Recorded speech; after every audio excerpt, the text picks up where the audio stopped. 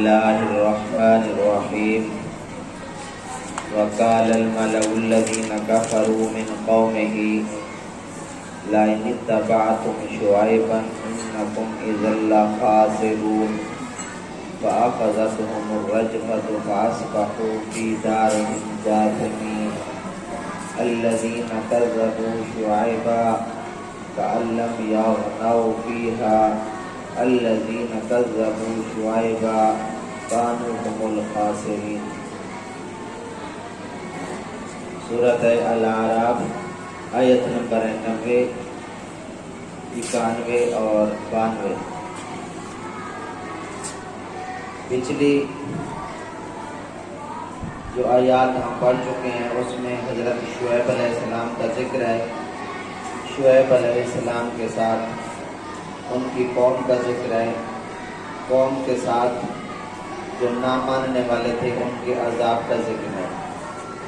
سب سے پہلے ترجمہ اللہ فرماتا ہے وَقَالَ الْمَلَأُ الَّذِينَ كَفَرُوا مِنْ قَوْمِهِ، کہا سرداروں نے جو کافر ہیں حضرت شعیب علیہ السلام کی قوم میں سے، لَئِنِ اتَّبَعْتُمْ شُعَيْبًا، اگر تم تابعداری کرو گے شعیب علیہ السلام کی، اِنَّكُمْ بے شک تم اِذًا لَخَاسِرُونَ نقصان اٹھانے والے بن جاؤ گے، ہو جاؤ گے۔ فَأَخَذَتْهُمُ الرَّجْفَةُ، پس پکڑ لیا زلزلے نے، فَأَصْبَحُوا فِي دَارِهِمْ جَاثِمِينَ، بس وہ صبح کے وقت اپنے گھروں میں منہ کے بل گرے ہوئے پڑے تھے۔ الذین کذبوا شعیبا، جن لوگوں نے جھٹلایا شعیب علیہ السلام کو، کأن لم یغنوا فیہا، وہ یوں نابود کر دیے گئے، نیز و نابود کر دیے گئے، گویا کبھی بستے ہی نہ تھے ان مکانوں میں۔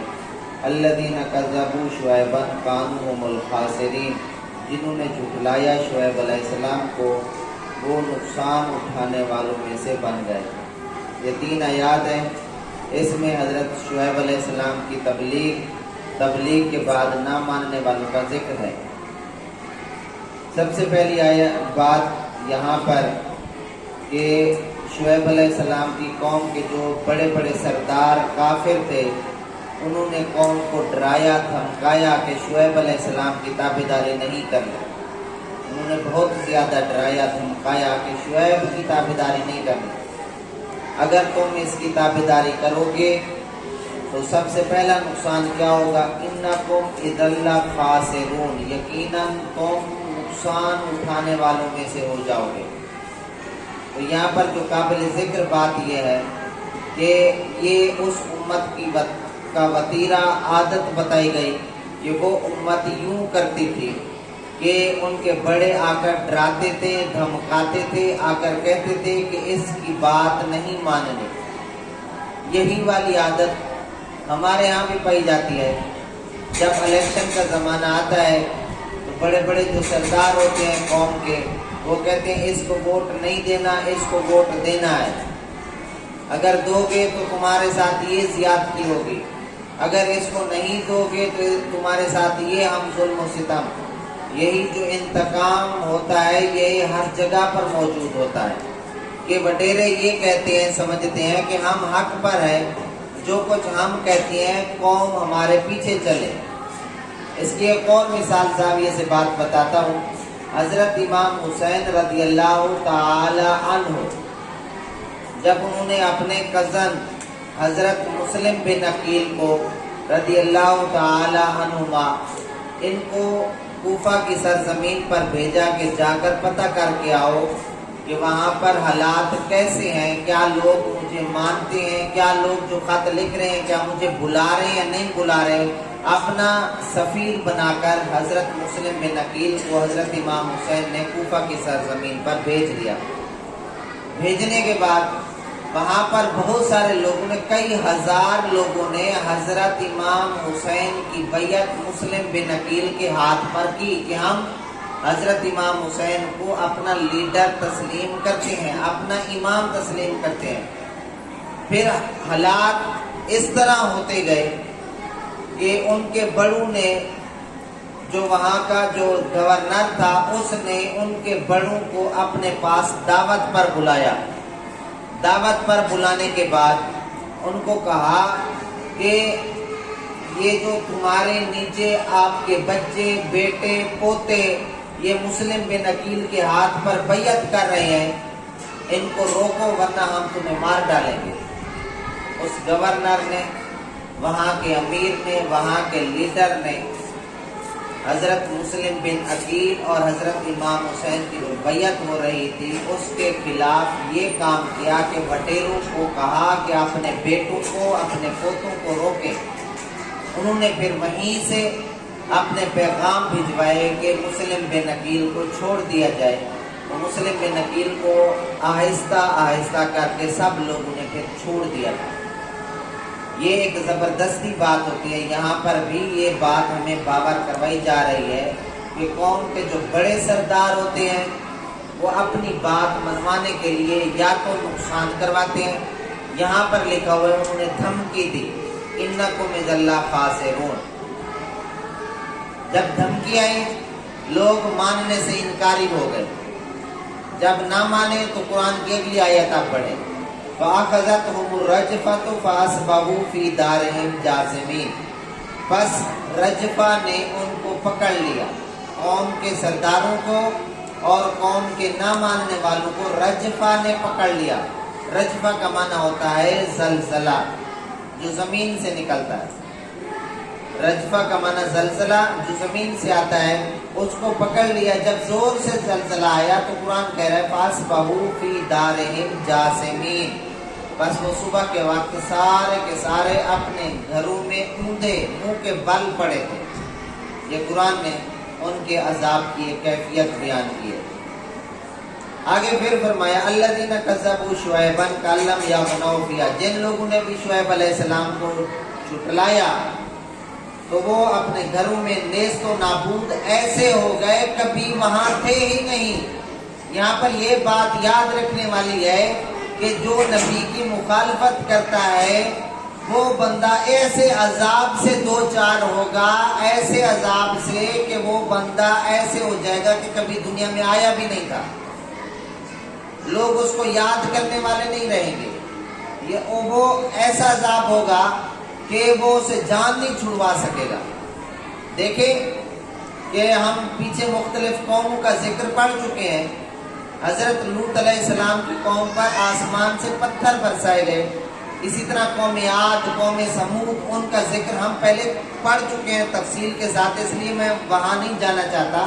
لیکن یہاں جو میں بات عرض کرنا چاہتا ہوں وہ یہ ہے کہ اللہ تبارک و تعالیٰ ڈرا رہا ہے، یہ بات بتا رہا ہے کہ اگر تم شعیب علیہ السلام کو جھٹلاؤ گے، اگر اس کو نہیں مانو گے، ایسے عذاب سے دو چار کر دوں گا جو عذاب تمہیں ایسا نیست و نابود کرے گا تم کبھی اس دنیا میں آئے بھی نہیں تھے۔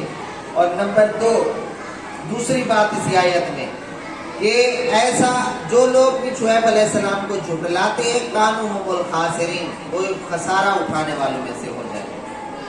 تو یہاں پر یہ بات بتاتا چلوں میں کہ شعیب علیہ السلام کی قوم پر عذاب کیوں آیا۔ نمبر 1، حضرت شعیب علیہ السلام کی ہم تبلیغ کے بارے میں پڑھ چکے ہیں، وہ ناپ تول میں کمی کرتے تھے، ناپ تول میں کمی کرتے تھے، اس وجہ سے عذاب آیا۔ اور وہ اپنے اس فعل سے، گندے فعل سے، ناپ تول میں کمی کرنے والے فعل سے باز نہیں آئے۔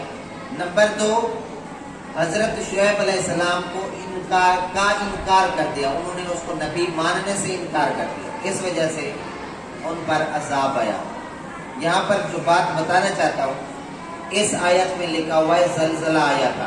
ایک اور آیت ہے جس میں لکھا ہوا ہے کہ وَلَمَّا جَاءَ أَمْرُنَا نَجَّيْنَا شُعَيْبًا۔ بس جب ہمارا حکم پہنچا تو ہم نے شعیب علیہ السلام کو نجات دے دی، اور وہ لوگ جو ایمان لے آئے مَعَهُ بِرَحْمَةٍ مِنَّا، اپنی رحمت سے ہم نے ان کو بھی نجات دے دی۔ وَأَخَذَتِ الَّذِينَ ظَلَمُوا الصَّيْحَةُ، اور وہ لوگ جنہوں نے ظلم کیا تھا ان کو پکڑ لیا عذاب نے. تو یہاں پر صیحہ چیخ کے معنی میں ہے. ایک جگہ پر ہے زلزلہ آیا تھا. اب دوسری آیت میں نے آپ کے سامنے پڑھی ہے, سورۃ ہود ہے, آیت نمبر 94. وہاں پر لکھا ہوا ہے کہ آواز آئی تھی, چیخ آئی تھی, اوپر سے چیخ آئی تھی. ایک اور جگہ پر 19ویں پارے سورۃ الشعراء آیت نمبر ہے 189. وہاں پر اللہ فرماتا ہے فَكَذَّبُوهُ فَأَخَذَهُمْ عَذَابُ يَوْمِ الظُّلَّةِ, کہ انہوں نے جھٹلایا شعیب علیہ السلام کو, پس پکڑ لیا ان کو ذلہ کے دن کا عذاب, بادلوں کے دن کا عذاب. تو تین باتیں ہو گئی جو قرآن ہی کہہ رہا ہے. پہلی میں کہا زلزلہ آیا, دوسری جگہ فرمایا کہ چیخ نے پکڑ لیا, تیسری جگہ فرمایا کہ بادلوں کا عذاب آیا. تو یہاں پر قرآن کی تینوں آیات سے یہ بات سمجھ آ رہی ہے کہ شعیب علیہ السلام کی قوم پر 3 عذاب آئے تھے. آگ سے, وہاں سے جو آواز آئی تھی اتنی زوردار چیخ تھی, سخت قسم کی کڑک تھی, جیسے لوگ اوندھے پڑ گئے تھے. نمبر 2, زمین سے زلزلہ آیا تھا, جھٹکے لگے تھے, اور جو بادلوں کا عذاب تھے چھتری بن جاتی تھی اور بادلوں سے ایسے محسوس ہوتا تھا آگ برس رہی ہے. یہ 3 عذاب حضرت شعیب علیہ السلام کی قوم پر آئے تھے.